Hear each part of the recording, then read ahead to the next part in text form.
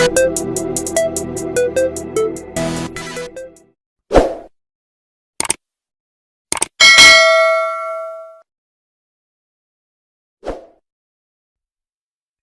we get into the video, do not forget to like, comment and subscribe. Now by now, unless you've been living under a rock, I'm sure you've heard about the stabbing of a teenager in Streatham, South London, where he was hunted down and executed in full view of witnesses just after 4 p.m. on June the 10th, Thursday. The teenage victim was hunted down, and that's a fact.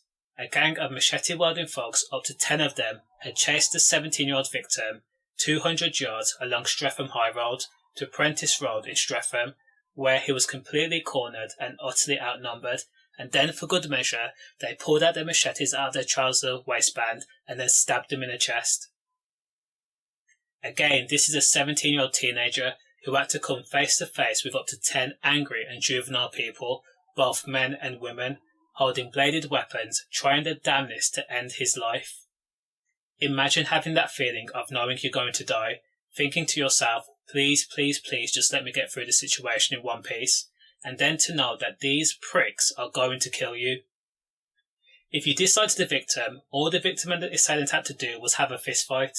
Someone would have suffered a few lumps and bruises, but at least everyone gets to go back home to their loved ones at the end of the day.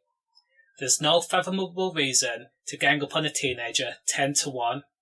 What point is that supposed to prove other than the machete-wielding gang of a bunch of animals, and all this attack is going to do is perpetuate more violence and more people are going to die? It's this warped mentality that stigmatises the young people that are trying to make something of themselves. Now they have to look over their shoulder for fear that someone may want to stab them for getting a new pair of Jordans or a Canada Goose coat or a new chain. People are dying for no reason. So once the teenage victim was stabbed in the chest, he was left alone to die, and fair play to the post office workers because they battled to save him until a member of the public phoned the emergency services, and the police arrived on the scene just after 4 p.m.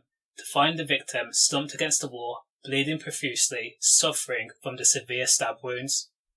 He was taken to Central London Hospital, where he was pronounced dead just an hour later at 5 p.m.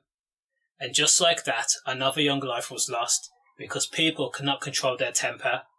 Now bear in mind, the gang that stabbed the teenage victim committed this crime outside the nursery, where there were impressionable children whom have no idea what it's like to lose a person or watch a person die. These gang members did not care. All the gang cared about was getting their victim and making sure he does not survive the night. So far, 4 men and 3 women have been arrested for the atrocious crime, whether it be directly or indirectly involved with the killing. Police believe they also know the identity of the victim and have also notified their next of kin. Now this is the 16th teenager to be killed in London alone this year.